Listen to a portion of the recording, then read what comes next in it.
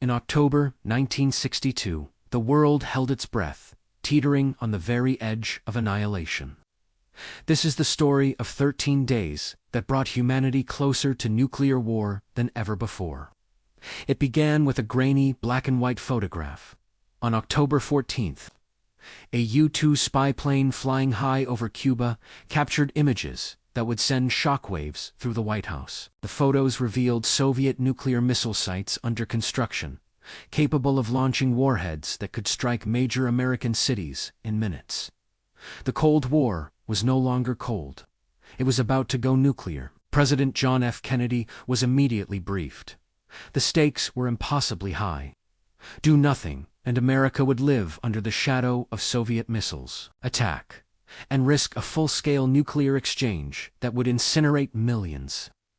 Kennedy assembled a secret group of his most trusted advisors, known as ExComm, to debate the options.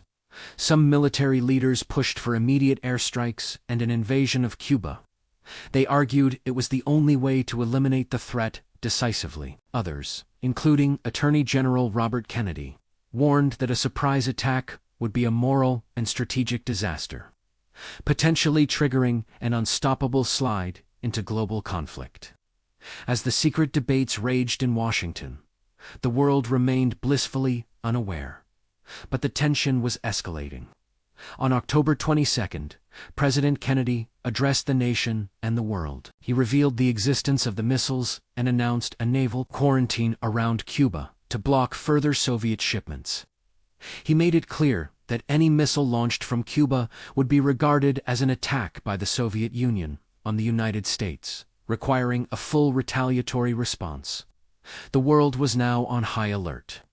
Soviet ships steamed toward the quarantine line. American forces were placed at DEFCON 2, the highest level of readiness, short of actual war. For days, the two superpowers stared each other down, a hair's breadth from catastrophe.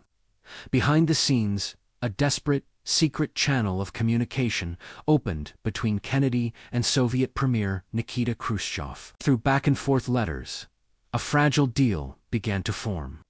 The Soviets offered to remove the missiles in exchange for a U.S. pledge not to invade Cuba.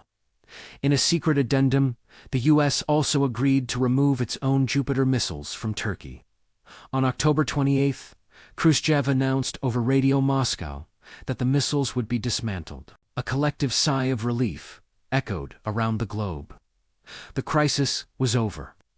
The world had stepped back from the brink, but the memory of